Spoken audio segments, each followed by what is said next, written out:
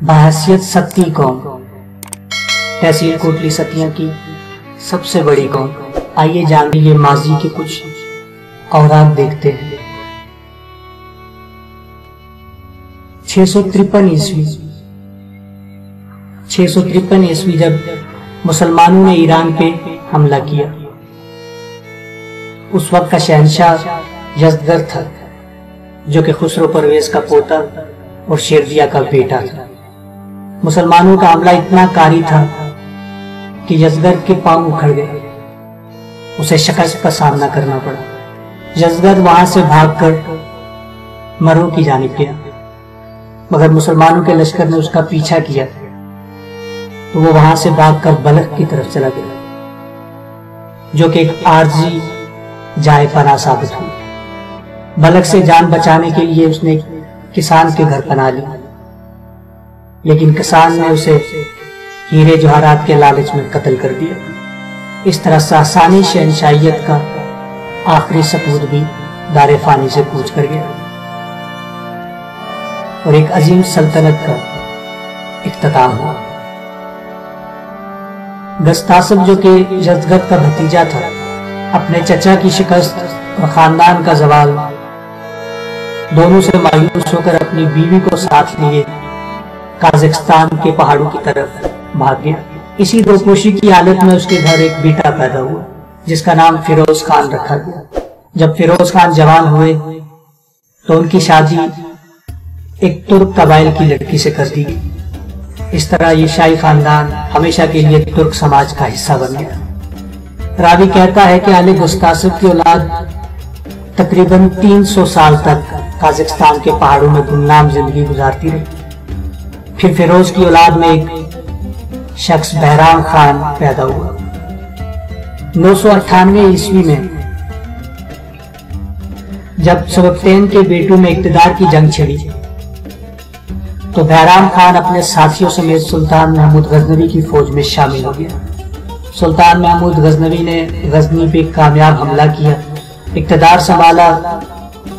جب امن و امان کی فضا قائم ہو گئی تو بہرام خان اپنے خاندان کو لے کر قازقستان سے غزنی چلے گئے۔ بہرام خان کی اولاد تقریباً 400 سال تک غزنی میں مقیم رہی۔ بہرام خان کی اولاد میں سے ہی ایک شخص طاہر خان پیدا ہوا جسے بعد میں امیر طاہر خان کے نام سے جانا گیا۔ طاہر خان اپنی بیوی کو لے کے غزنی سے ہندوستان چلے گئے۔ اس وقت ہندوستان کے سلطان محمد تغلق تھے۔ طاہر خان سلطان محمد تغلق کے دربار میں پیش ہوئے تو سلطان محمد تغلق نے ان کو اپنے خاص ترک محافظ دستے کا سربراہ مقرر کیا، جہاں سے ان کا لقب امیر طاہر خان مشہور ہوا۔ ہندوستان میں ہی امیر طاہر خان کے ہاں بیٹا پیدا ہوا جس کا نام عالم خان رکھا گیا۔ بعض کتابوں میں انہیں شاہ عالم خان کے نام سے جانا جاتا ہے۔ عالم خان نے اپنی بنیادی تعلیم و تربیت شاہی محل میں حاصل کی۔ جب جوان ہوئے تو ان کی شادی ایک ایرانی سردار کی بیٹی سدرا بانو سے کر دی گئی۔ امیر طاہر خان کی موت کے بعد شاہ عالم خان کو باپ کے منصب پہ ترقی دے دی گئی۔ یہ فیروز شاہ تغلق کا دور تھا۔ فیروز شاہ تغلق نے 1351 عیسوی سے 1388 تک ہندوستان پہ حکومت کی۔ اسی کے دور میں کشمیر کے والی شہاب الدین نے بغاوت کی۔ شہاب الدین کی بغاوت کے نتیجے میں اس نے پنجاب پر حملہ کیا اور شمالی علاقہ جات میں کئی علاقوں پہ اپنا قبضہ جما لیا۔ فیروز شاہ نے شہاب الدین سے کئی جنگی مار کے لڑے، لیکن کوئی خاطر خواہ نتائج حاصل نہ ہو سکا، اور اس کے برعکس شہاب الدین خطہ پٹھوار میں کبھی امن و امان قائم نہ کر سکا، اور اس کی ناکامی کا باعث یہاں کا آپراجی دور تھا۔ 1378 میں جب شہاب الدین کا انتقال ہوا تو اس کا بیٹا قطب الدین کشمیر کا حکمران بنا۔ قطب الدین کے حکمران بنتے ہی فیروز شاہ اور قطب الدین کے درمیان خیر سگالی کے وفود کا تبادلہ شروع ہوا۔ اسی سلسلے کی کڑی میں ایک قافلہ ہندوستان سے 1380 عیسوی کے موسم بہار میں کشمیر آیا، جس میں شاہی عمرہ اور وزراء اپنی بیگمات کے ساتھ شامل تھے۔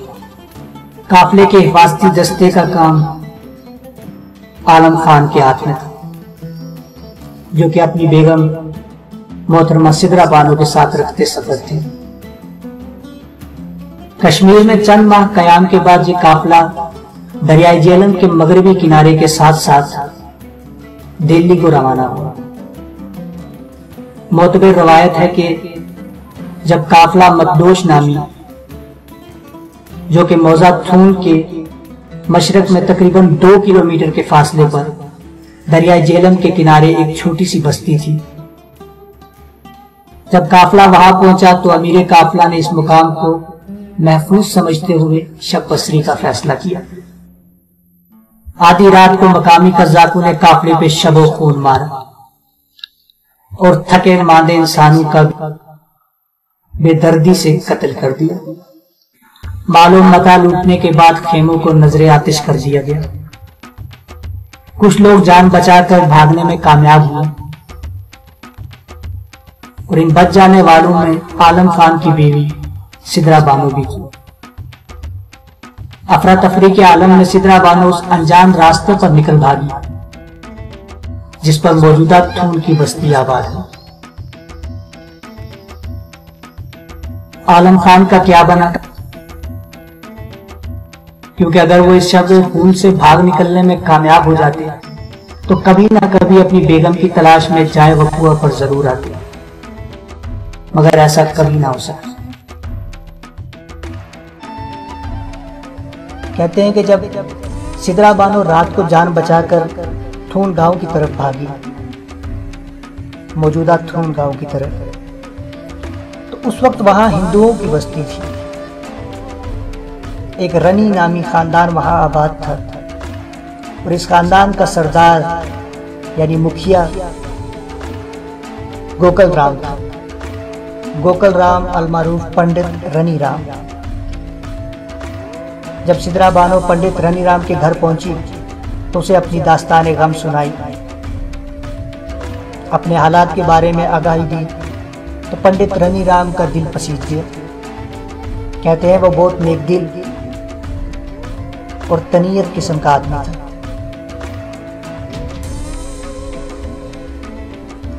اس نے بے سہارا لڑکی کو سہارا دیا اور اپنے ہی گھر میں بیٹی کی حیثیت سے پناہ دی۔ پنڈت رنی رام کے بارے میں کہا جاتا ہے کہ وہ علم نجوم اور قیافہ شناسی میں کافی مہارت رکھتا تھا۔ اس کے ان گنوں کی وجہ سے سدن قبیلہ کے افراد اور کیٹوال قبیلہ کے آباء و اجداد اس کی رائے لینا ضروری خیال کرتے تھے۔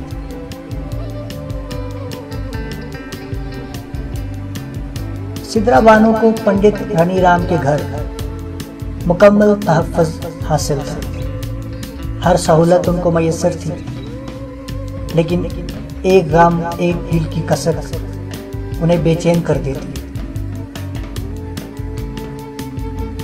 اور یہی کسک انہیں کئی دفعہ مقدوش نامی اس مقام تک لے گئی جہاں پہ آخری دفعہ وہ اپنوں سے بچھڑی تھی۔ وہ ہمیشہ اس آس پر جاتی تھی وہاں کہ شاید کوئی اپنا مل جائے، شاید کوئی کسی اپنے کی خبر دے دے، مگر ایسا کچھ بھی نہ ہوا، کیونکہ قدرت نے کچھ اور لکھا تھا۔ کہتے ہیں پنڈت رنی رام نے سدرا بانو سے یہ وعدہ بھی کیا تھا کہ حالات کے سازگار ہوتے ہی وہ کشمیر اور دہلی سے رابطہ کرے گا، اگر حالات موافق ہوئے تو وہ ان کو فوری روانہ کر دے گا۔ سدرا بانو جو کہ حاملہ تھی، چند ماہ کے بعد اچانک درد ذہ نے آ لیا انہیں۔ انجانے دیش میں، غیر مسلم لوگوں میں، اور وہ بھی ایک عورت۔ ان سب سوچوں کے ماتحت ایک انجانے خوف کی لہر ان کے اندر دوڑ گئی۔ وہ گھر سے چپکے سے نکلی اور جنگل کی طرف چل پڑی۔ اس وقت کا جنگل جہاں پہ آج موزہ تھون کی ایک ڈھوک ناڑا کے نام سے آباد ہے۔ کہتے ہیں کہ وہاں ایک غار میں سدرا بانو نے پناہ لی اور نہایت خاموشی سے اس عظیم بچے کو جنم دے دیا۔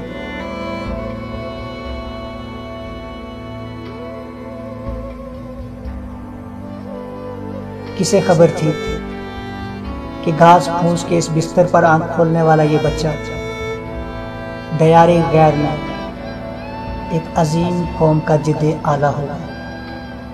کوئی تو نہیں جانتا تھا، مگر ایک شخص جانتا تھا۔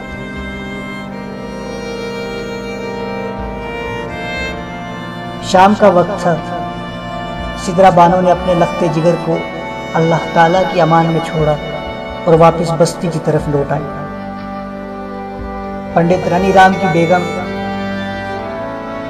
جو کہ سدرا بانو کی بہت اچھی دوست بھی تھی، انہوں نے جب سدرا بانو کی حالت دیکھی، چہرہ زرد، جسم غیر معمولی نحیف اور لاغر تھا، تو اسے سمجھنے میں دیر نہ لگی کہ خاتون بچے کو جنم دے چکی ہے۔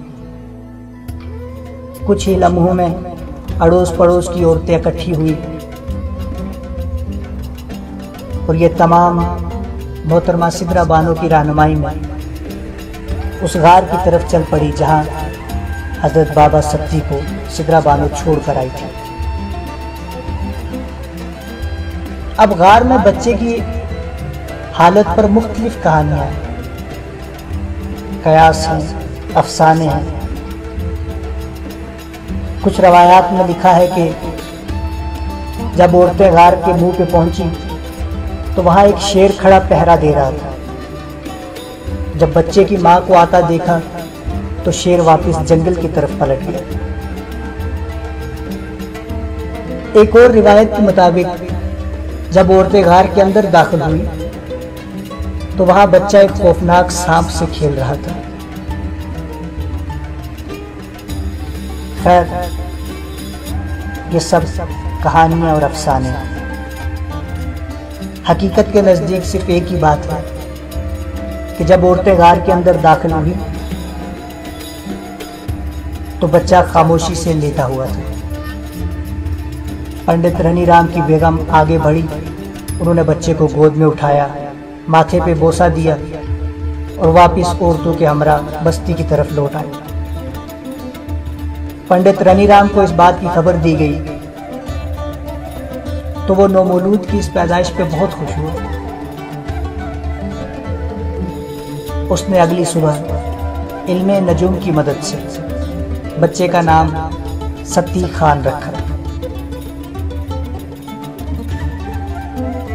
ستی خان پہ میں تھوڑی سی وضاحت کرنا چاہوں گا، کیونکہ اکثر ہم سے سوال کیا جاتا ہے کہ خان کیوں لکھا جاتا تھا، ہمارے آبا و اجداد اپنے ناموں کے ساتھ خان کیوں لکھتے تھے۔ تو جیسا کہ آپ کو پچھلی قسط میں بتایا جا چکا ہے کہ حضرت امیر طاہر خان کے ہندوستان آنے سے قبل تقریباً 750 سال بابا ستی کے آبا و اجداد قازقستان اور غزنی میں مقیم رہے۔ وہاں پہ ان کے ناموں کے ساتھ خان ہی لکھا جاتا تھا۔ تو اسی حساب سے امیر طاہر خان، شاہ عالم خان، ستی خان، سوہنگ ستی خان، سوہنگ خان، سومپل خان، سنگی خان، اس حوالے سے ہمارے آبا و اجداد خان ہی لکھتے رہے۔ ہمارے ناموں کے ساتھ ستی ہمارے آبا و اجداد نے 18ویں صدی کے آخر یا 19ویں صدی کے اوائل میں لکھنا شروع کیا۔ اس سے پہلے ہمارے تمام بزرگ خان ہی لکھتے تھے۔ بہرحال وجہ تسمیہ کچھ بھی ہو، بچے کا نام ستی خان رکھا گیا۔ ستی سنسکرت زبان کا الفاظ ہے جس کے معنی پاک، سچا ہے۔ بعض مصنفین کے خیال میں یہ پہلوی زبان کا الفاظ ہے۔ ان کے نزدیک ستی پہلوی زبان کا الفاظ ہے جس کے معنی فولاد یا لوہا ہے۔ کہتے ہیں کہ جب پنڈت رنی رام نے علم نجوم کی مدد سے بچے کا نام تجویز کیا تو اس نے اس کے ساتھ سدرا بانو کو ایک خوشخبری بھی سنائی۔ اس نے کہا کہ تمہارا بچہ ایک دن ایک عظیم قوم کا مؤسس ہوگا۔ سدرا بانو کے لیے بحیثیت ماں یہ قابل فخر بات تھی۔ وقت گزرتا گیا، ستی خان جوانی کے دور میں پہنچے تو پنڈت رنی رام نے انہیں کچھ بکریاں خرید کر دے دی۔ یہ دن بھر بکریاں چراتے، شام کو گھر لوٹتے۔ خدا کی شان ہے جس پہ کسی کو کوئی انکار نہیں۔ ایک غیر مسلم بستی میں پروان چڑھنے والا بچہ بکریاں چرا کر پیغمبروں کی سنت ادا کرتا رہا۔ ان کی تربیت میں ان کی ماں کا سب سے زیادہ کردار تھا، یا یوں کہیے سارا کردار انہی کا تھا۔ سدرا بانو جو کہ ایک پڑھی لکھی خاتون تھی، اور کیوں نہ ہوتی، شاہی خاندان سے ان کا تعلق تھا، انہوں نے اپنے بیٹے کی بنیادی تربیت خالص اسلامی اصولوں پہ کی۔ ایک غیر مسلم معاشرے میں رہنے کے باوجود اپنے بیٹے کا ذہن اس چیز پہ پختہ کر دیا کہ ہمارا اس معاشرے سے کوئی تعلق نہیں۔ وقت گزرتا گیا، جب ستی خان شادی کی عمر کو پہنچے تو ماں کو بچے کے مستقبل کی تشویش لاحق ہوئی۔ انہوں نے اس کا ذکر پنڈت رنی رام سے کیا تو پنڈت رنی رام نے سدرا بانو کی اس خواہش پر خوشی کا اظہار کیا اور اپنے بھرپور تعاون کا یقین دلایا۔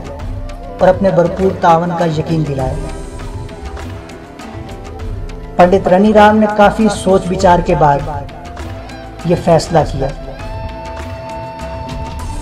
کہ چونترا گاؤں کے سردار بورسی، اس وقت جو چونترا گاؤں تھا وہ آج کا موزہ برہد ہے۔ موزہ برہد کا پرانا نام چونترا تھا۔ اس وقت چونترا میں قبیلہ کیٹھوال آباد تھا، اور قبیلہ کیٹھوال کے آباء و اجداد میں سردار بورسی خان اس قبیلے کے سردار تھے، اور یہ چونترا میں ہی مقیم تھے۔ کہتے ہیں کہ پنڈت رنی رام نے سدرا بانو سے مشورہ کیا اور سردار بورسی کی بیٹی کے بارے میں بتایا۔ پنڈت رنی رام جانتا تھا کہ دیار غیر میں ایک اجنبی بچے کو پھلنے پھولنے کے لیے با اثر اور مقتدر گھرانے کی ضرورت ہے، اور اس وقت کے حساب سے اور مسلمان ہونے کی حیثیت سے قبیلہ کیٹھوال کے سردار بورسی ان دونوں شرائط پہ پورے اترتے تھے۔ سردار بورسی کے ہاں نرینہ کوئی اولاد نہ تھی، ان کی صرف ایک ہی بیٹی تھی جن کا نام سلالہ بیگم تھا۔ کہتے ہیں کہ قبیلہ کیٹھوال کے آباء و اجداد کو اپنے خالص خون پہ بڑا ناز تھا۔ ان میں دیگر قبائل کے ساتھ رشتے ناطے کرنے کا قطعاً رواج نہ تھا، لہذا پنڈت کے لیے یہ بڑا کٹھن کام تھا کہ وہ ایک ایسے نوجوان کے لیے سردار ایک قبیلہ کی بیٹی کا رشتہ حاصل کر سکے جو اپنے خاندان سے کٹ کر ہندو سماج میں پل کر جوان ہوا ہو، مگر پنڈت پر امید تھا کہ وہ اسلام کے حوالے سے مسلمان نوجوان کو مسلم سماج میں لوٹانے میں کامیاب ہو جائے گا۔ کہتے ہیں کئی برسوں کی کوشش کے بعد پنڈت نے سردار بورسی اور اس کے اہل خاندان کو رشتہ قائم کرنے پر آمادہ کر لیا، مگر یہ شرط عائد کر دی گئی کہ ستی خان کے حسب و نسب کا مستند ثبوت پیش کیا جائے۔ اس مقصد کے لیے طے ہوا کہ سردار بورسی کا ایک آدمی پنڈت کے ہمراہ دہلی یا کشمیر جائے اور ستی خان کے والد عالم خان کے خاندانی حالات معلوم کر سکے۔ یہ دونوں دہلی تو نہ جا سکے کیونکہ دہلی جانے کے تمام راستے معطل تھے اور ان کے راستوں پر سفر کرنا سخت خطرناک تھا۔ اس لیے دونوں آدمی کشمیر کے لیے روانہ ہو گئے۔ کشمیر میں قیام کے دوران سدرا بانو کی نشاندہی پر معلومات حاصل کی گئی اور یہ بات ثابت ہو گئی کہ عالم خان کے بارے میں سدرا بانو کے بیان کردہ حقائق اور حسب و نسب درست ہیں۔ چند مہینوں بعد جب پنڈت اور اس کا ساتھی وطن واپس آئے اور سردار بورسی کو حقائق سے آگاہ کیا، بورسی نے اپنے عزیز اور اہل قبیلہ سے مشورہ کرنے کے بعد اپنی اکلوتی بیٹی سلالہ بیگم کا رشتہ بابا ستی کو دے دیا۔ آنے والے موسم بہار میں ستی خان کی شادی ہو گئی۔ سردار بورسی نے موجودہ موضع برہت کا نصف رقبہ اپنی بیٹی کو جہیز میں دے دیا۔ اس آدھے رقبے کو، جو کہ آج بھی ہمارے لوگوں میں کافی مشہور ہے، اس کا نام سلالانی بانڈی رکھا گیا۔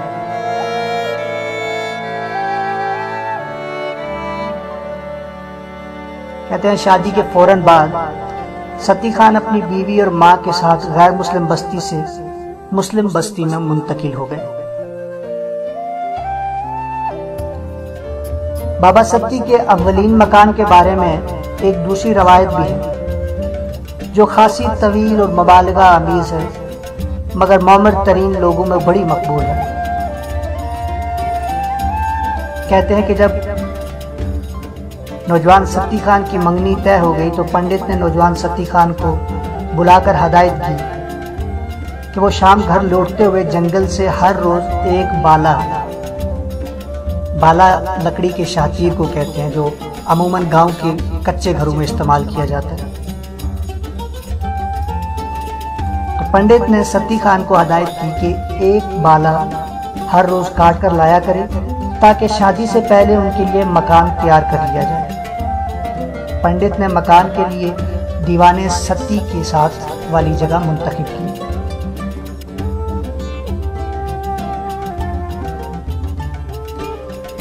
قصہ خوان کہتے ہیں کہ پنڈت کی تجویز کردہ جگہ پر ستی خان کا مکان تعمیر ہو گیا، مگر سردار بورسی اور اس کے اہل خاندان نے فیصلہ کر لیا کہ ان کی بیٹی برہمنوں کی بستی میں نہیں جائے گی۔ اسی لیے آدھا گاؤں سلالہ بیگم کو جہیز میں دینے کا فیصلہ ہوا اور اس جہیز میں دیے جانے والے رقبے پر اہل خاندان نے مل کر سلالہ بیگم کے لیے مکان تعمیر کیا۔ بابا ستی خان اور ان کی ماں شادی سے قبل اس نئے مکان میں منتقل ہو گئے اور سلالہ بانڈی میں رہنے لگے۔ موضع برہت میں سلالہ بانڈی کے نام سے یہ بنیادی بستی آج بھی موجود ہے۔ آج کل یہاں صرف چند گھرانے آباد ہیں۔ سلالہ بانڈی کے مغرب کی جانب تھوڑے سے فاصلے پر ایک قدیم بستی کے آثار موجود ہیں، اس کا نام کرلوہا ہے۔ پرانے زمانے میں کوٹلی کے گرد و نواح میں بسنے والے افراد موسم سرما میں اس بستی میں منتقل ہو جاتے تھے، گویا یہ ان کی سرمائی بستی تھی۔ کہتے ہیں کہ سلالہ بانڈی میں بابا ستی خان کے ہاں 3 بیٹے پیدا ہوئے۔ سب سے بڑے بیٹے کا نام سنگی ستی، منجلے کا سونگ ستی اور سب سے چھوٹے بیٹے کا نام سونپل ستی رکھا گیا۔ باپ بیٹوں نے مل کر اپنی زمین کو قابل کاشت کیا اور بکریوں کا ایک بڑا ریوڑ پال لیا۔ اس دور میں بھیڑ بکریاں ہی دولت شمار ہوتی تھی۔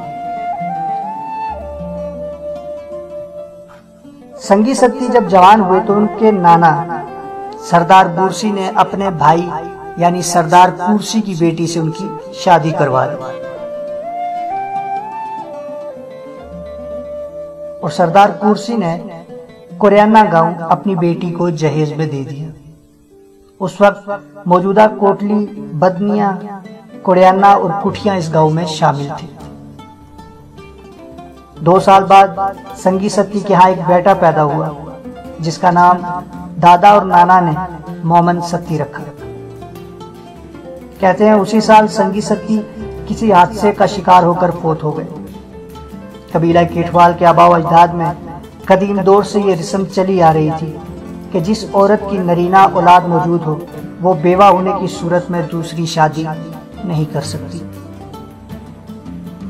اس رواج کے مطابق مومن ستی کی والدہ نے بھی دوسری شادی نہ کی اور اپنے اکلوتے بیٹے کی پرورش میں مصروف ہو گئی۔ مومن ستی کے نانا سردار پورسی کی قبر قریانہ بازار کے قریب لبے سڑک شاہ بلوط والے قبرستان میں ایک قدیم کاہو کے درخت کے تلے موجود ہے۔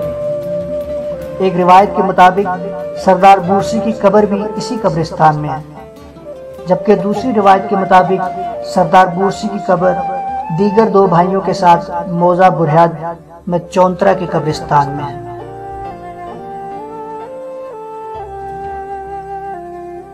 کہتے ہیں مومن ستی کی عمر بمشکل 2 سال ہوئی تھی کہ ایک دن اچانک اطلاع ملی کہ دلی سے کشمیر جانے والا ایک قافلہ مقدوش کے مقام پر شب بسری کے لیے خیمہ زن ہوا ہے۔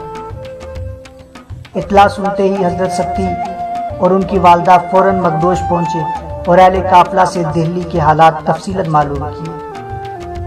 اس قافلے میں عالم خان سے واقف تو کوئی شخص نہ مل سکا، تاہم قافلے والوں کے امن و امان کے سلسلے میں بیانات کافی حوصلہ افزا تھے۔ ماں اور بیٹے نے امیر قافلہ سے واپسی کا پروگرام دریافت کیا اور واپس بستی چلے گئے۔ ماں اور بیٹا خوش تھے کہ برسوں بعد اہل وطن سے ملاقات ہوئی، وطن کے حالات معلوم ہوئے اور مستقبل قریب میں وطن جانے کے امکانات پیدا ہوئے ہیں۔ اگلے روز سدرا بانو نے اپنے گھر کے دیگر افراد سے آئندہ چند مہینوں میں دہلی جانے کا تذکرہ کیا تو یہ خبر جنگل کی آگ کی طرح نواحی بستیوں میں پھیل گئی۔ سردار بورسی اس وقت انتہائی ضعیف تھے۔ جب انہیں ستی گھرانے کے دہلی چلے جانے کی خبر سنائی گئی تو بیٹی کو طلب کیا اور اسے دہلی جانے سے روک دیا۔ جب سلالہ بیگم کی روانگی میں رکاوٹ پیدا ہوئی تو اہل خانہ کو مجبوراً یہ فیصلہ کرنا پڑا کہ سلالہ بیگم، ان کا چھوٹا بیٹا سونپل ستی اور پوتا مومن ستی، جن کی ماں سردار بورسی کی بیٹی تھی، یہ لوگ سردار بورسی کے پاس رہ جائیں گے، جبکہ حضرت ستی، ان کا منجلا بیٹا سوہنگ ستی اور والدہ سدرا بانو کشمیر سے دہلی واپس لوٹنے والے قافلے کے ساتھ دہلی جائیں گے۔ اور یہ بھی فیصلہ کیا گیا کہ کچھ عرصہ دہلی میں قیام کے بعد یہ لوگ واپس آئیں گے اور پھر حالات کے پیش نظر آئندہ کا لائحہ عمل تیار کیا جائے گا۔ موسم خزاں کے اختتام پر قافلہ کشمیر سے واپس آیا اور مقدوش کے مقام پر دوبارہ قیام پذیر ہوا۔ اگلی صبح یہ نصف گھرانہ بابا ستی، محترمہ سدرا بانو اور ان کے بیٹے سوہنگ ستی یہ بھی دلی کی منزل کو روانہ ہو گئے۔ دہلی میں اس خاندان پر کیا بیتی، اس بارے میں کوئی مستند معلومات حاصل نہیں۔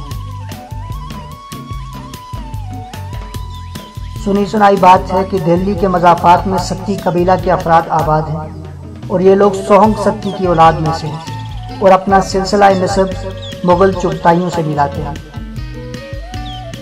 اور یہ بھی روایت ہے کہ سوہنگ ستی کی اولاد میں سے کچھ خاندان اپنے اصل وطن قازقستان واپس چلے گئے اور آج کل ستی نام کا ایک قبیلہ وہاں آباد ہے۔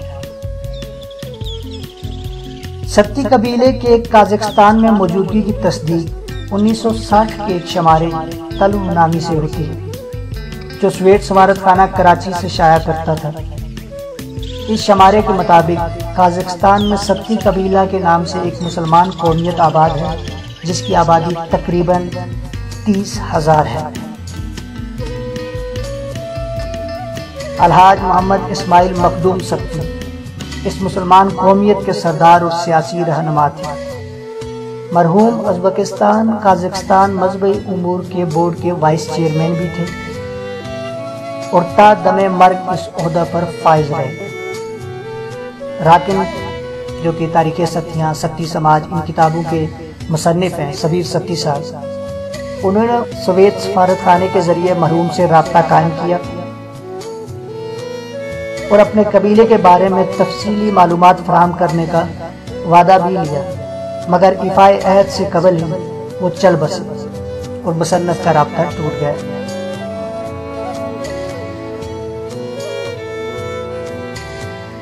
اس کے بعد دوبارہ کبھی رابطہ نہ ہو سکا۔ بہرحال اگر وہ لوگ اسی ستی قبیلہ سے متعلق ہیں تو یقیناً سونگ ستی کی اولاد سے ہیں، جو قدیم روایات کے مطابق صدیوں پہلے دہلی سے آبائی وطن قازقستان چلے گئے تھے۔ حضرت ستی خان کہاں فوت ہوئے، ان کی آخری آرامگاہ کہاں ہے، اس بارے میں کوئی معتبر روایت تو موجود نہیں، البتہ چند معتبر ترین افراد اپنے آباء و اجداد کے حوالے سے روایت کرتے ہیں کہ حضرت بابا ستی کا مرکز دہلی میں کوچہ نظام الدین کے قبرستان میں ہے، اور ایک دوسری روایت کے مطابق متھرا شہر کے قریب دریا کے کنارے ایک پرانے گورکستان میں حضرت بابا ستی کی قبر ہے۔ یہ پختہ قبر ہے اور زیارت گاہ خاص عام ہے۔ انہی چند راویوں میں سے آل سونگ کے بارے میں کہتے ہیں کچھ کہ مغلوں کے دور میں لال قلعہ دہلی کی چابیاں اس خاندان کے پاس رہتی تھیں اور مغل شہنشاہوں کے محلات میں محافظ بھی اسی خاندان سے لیے جاتے تھے۔ جیسا کہ آپ جانتے ہیں کہ حضرت بابا ستی کے 3 بیٹے تھے، سنگی ستی، سوہنگ ستی، سومپل ستی۔ آج ہم بات کریں گے سنگی ستی اور ان کی اولاد کے بارے میں۔ کہتے ہیں جب حضرت بابا ستی خان دہلی چلے گئے تو کافی عرصہ بیت گیا۔ اسی عرصہ کے دوران سنگی ستی کسی حادثے کا شکار ہو کر دار فانی سے کوچ کر گئے۔ سنگی ستی کا ایک ہی بیٹا تھا، مومن خان۔ حضرت ستی کے پوتے مومن خان اپنی ماں اور دادی کے ہمراہ سردار بورسی کے ہاتھ چونترا میں ہی رہنے لگے۔ جب مومن خان جوان ہوئے تو سردار بورسی اور سردار پورسی فوت ہو چکے تھے۔ چونکہ یہ دونوں سردار اولاد نرینہ سے محروم تھے، اس لیے ان کی وفات کے بعد ان کے اکثر رقبہ جات حضرت ستی خان کی اولاد کے زیر قبضہ آ گئے۔ سلالہ بیگم نے اپنی زندگی میں ہی اپنے زیر تسلط علاقے اپنی اولاد میں تقسیم کر دیے تھے۔ علاقہ نرر کے نواحی رقبہ جات اپنے چھوٹے بیٹے سومپل ستی کے حوالے کیے، جبکہ موجودہ برہت سے ملحقہ گاؤں سنگی ستی کی اولاد یعنی مومن خان سے مخصوص کر دیے گئے۔ اس طرح حضرت ستی خان کی اولاد میں پہلی بار زمین کی تقسیم عمل میں آئی، اور یہ نظریاتی تقسیم ستی قبیلہ میں کم و بیش آج بھی ویسے ہی قائم ہے۔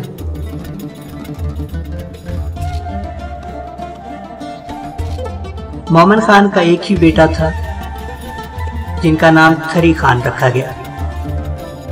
تھری خان کے ہاں 2 بیٹے اور 1 بیٹی پیدا ہوئی۔ بیٹوں کا نام کل خان اور رل خان تھا، جبکہ بیٹی کا نام سیدو جان تھا۔ کل خان کے 3 بیٹے تھے، نروز خان، تقی خان، قائم خان، جبکہ رل خان کے 3 بیٹے تھے، منگڑا خان، ککا خان، بھٹا خان۔ رل خان کے 3 بیٹوں کے نام پر 3 خانوادے وجود میں آئے، جو کہ آج بھی ایک بڑی حیثیت رکھتے ہیں۔ یہ تینوں بھائی جداگانہ اور امتیازی خصوصیات کے مالک تھے۔ مشہور عام روایت ہے کہ منگڑا خان بزلہ سنجی میں مشہور تھے، فطرتاً خوش طبع اور ہنسمکھ انسان تھے، مگر گفتگو میں اکثر مبالغہ سے کام لیتے تھے۔ وہ باتیں زیادہ اور کام کم کرتے تھے۔ ککا خان گفتار کے رستم تھے، وہ بات کو تولنے اور بولنے کے فن میں فطری مہارت رکھتے تھے۔ ان کی ہوشمندی اور معاملہ فہمی قابل اعتبار اور حاضر جوابی قابل قدر تھی۔ جرگو اور مشاورت میں ان کی رائے خاصی مؤثر تھی۔ بھٹا خان خاموش طبع اور سنجیدہ مزاج انسان تھے، فطرتاً شریف اور خدمتگار تھے۔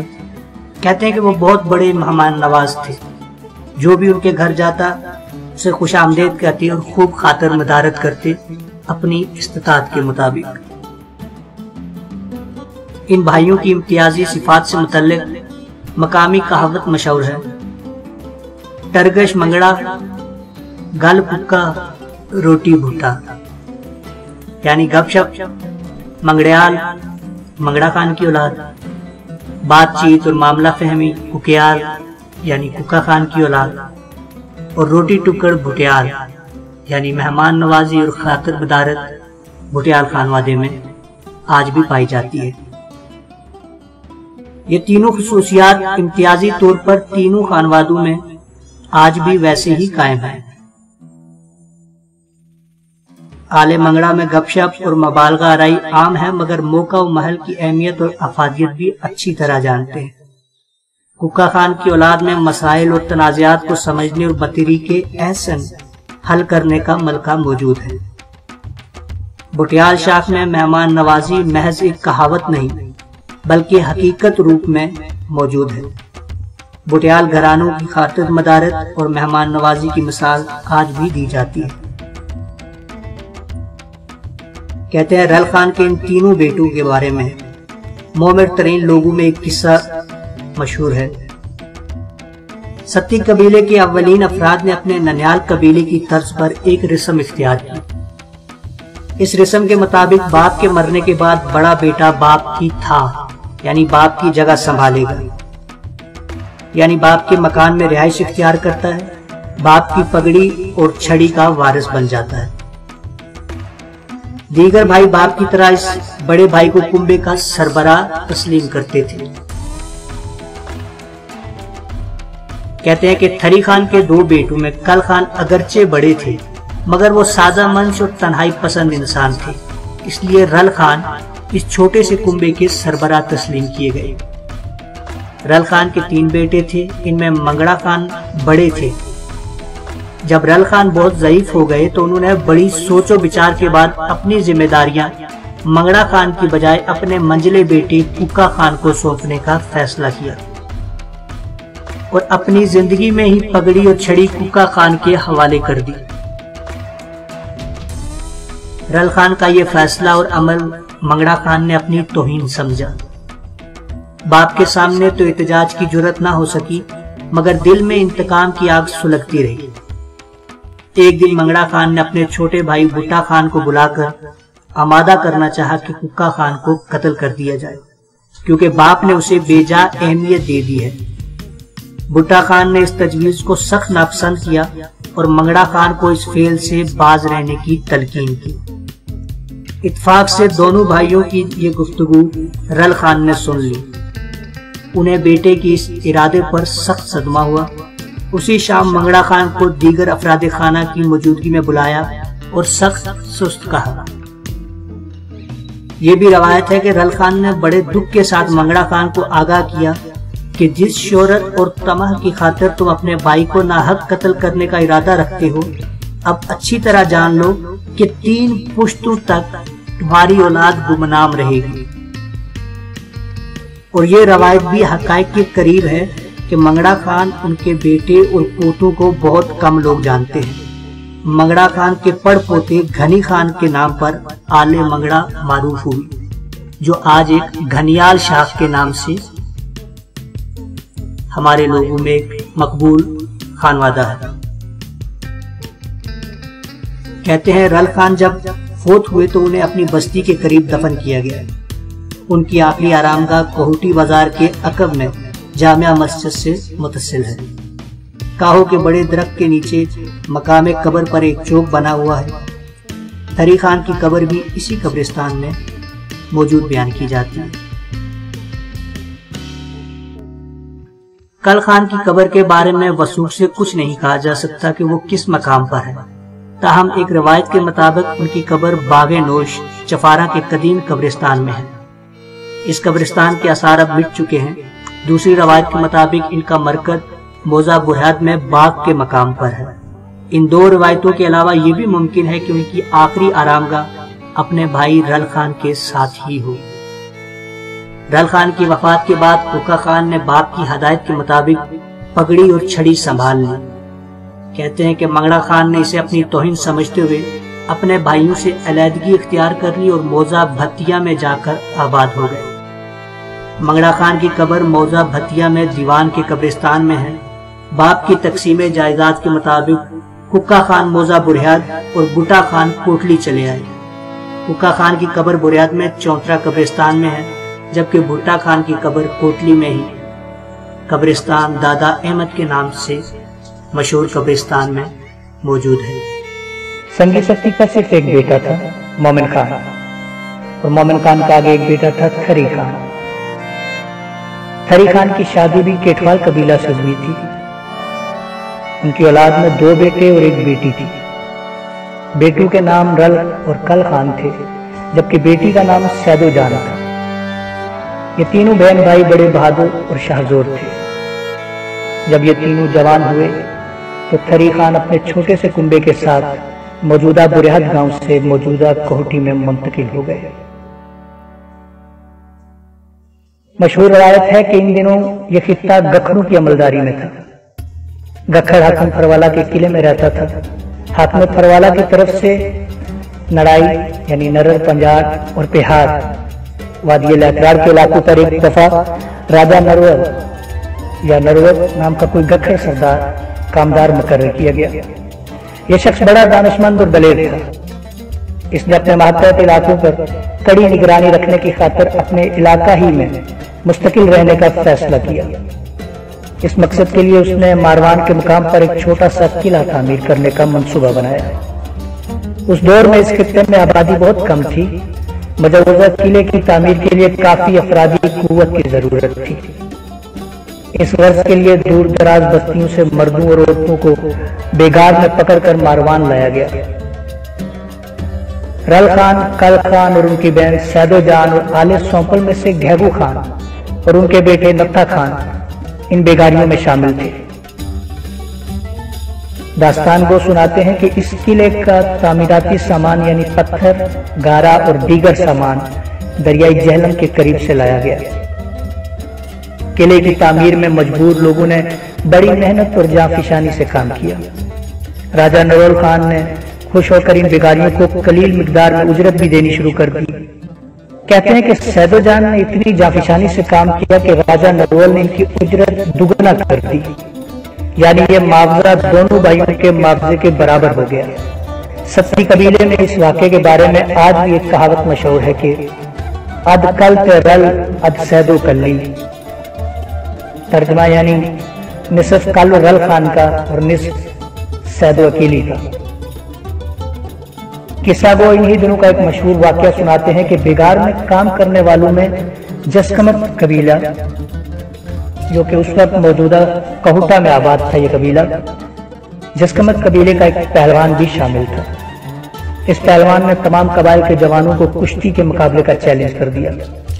دن، ہفتے اور مہینے گزر گئے، کسی نے بھی اس چیلنج کو قبول کرنے کی جرت نہ کی۔ یہ پہلوان بیگار کیمپ میں دندناتا اور للکارے جا رہا تھا، مگر ہر طرف خاموشی تھی، جیسے سب جوان مردوں کو سانپ سونگ گیا۔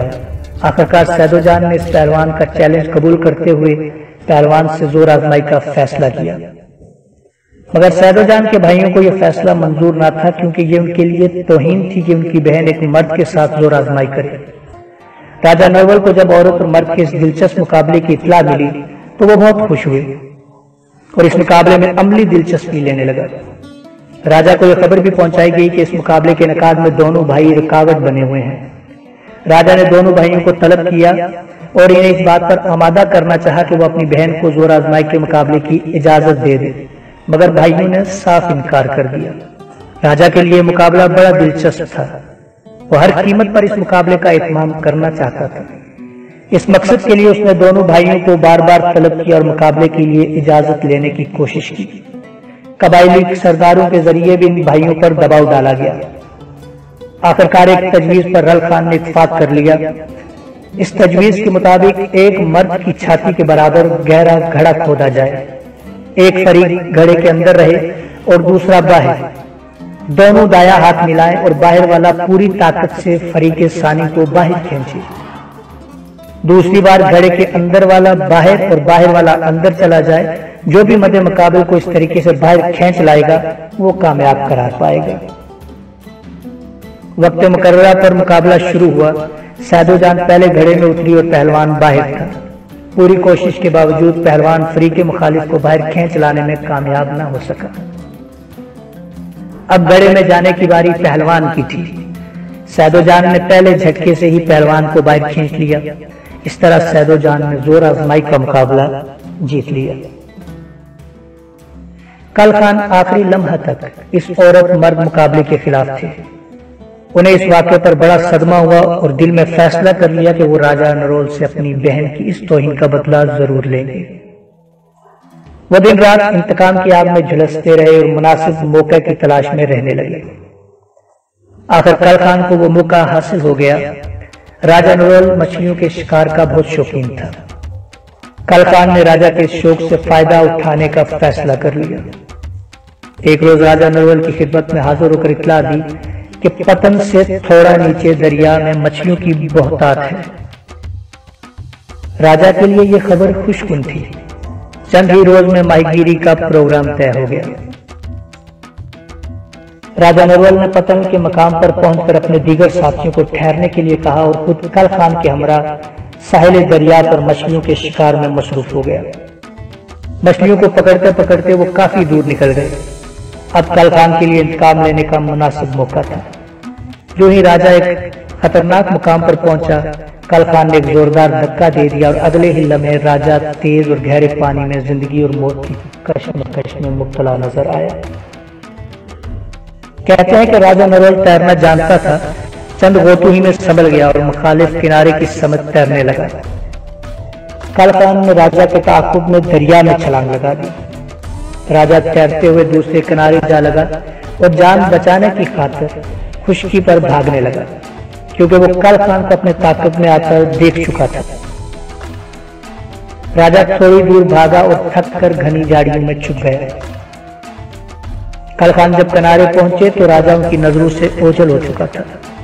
وہ راجہ کی تلاش میں ادھر ادھر دوڑنے لگے۔ قریب ہی انہیں ایک چرواہا دکھائی دیا۔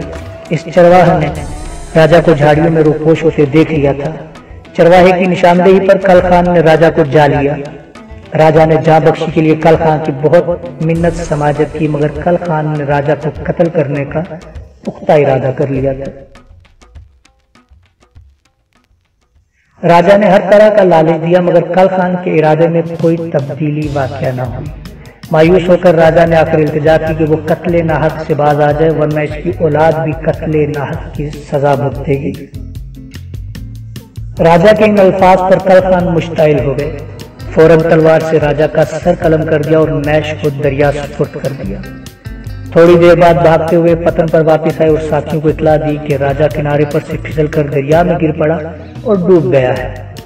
راجہ کے ساتھی کل خان کی بتائی ہوئی جگہ پر فوراً پہنچے۔ لاش کو تلاش کیا گیا مگر ناکام رہے۔ اس طرح کل خان نے راجہ نرول خان سے اپنی بہن کی توہین کا بدلہ لے لیا۔ روایت کے مطابق برسوں بعد راجہ کی بددعا نے رنگ لایا۔ کل خان کی اولاد کی پوری بستی نظر آتش کر دی گئی اور بہت سے مرد، عورتیں اور بچے ناحق قتل کر دیے گئے۔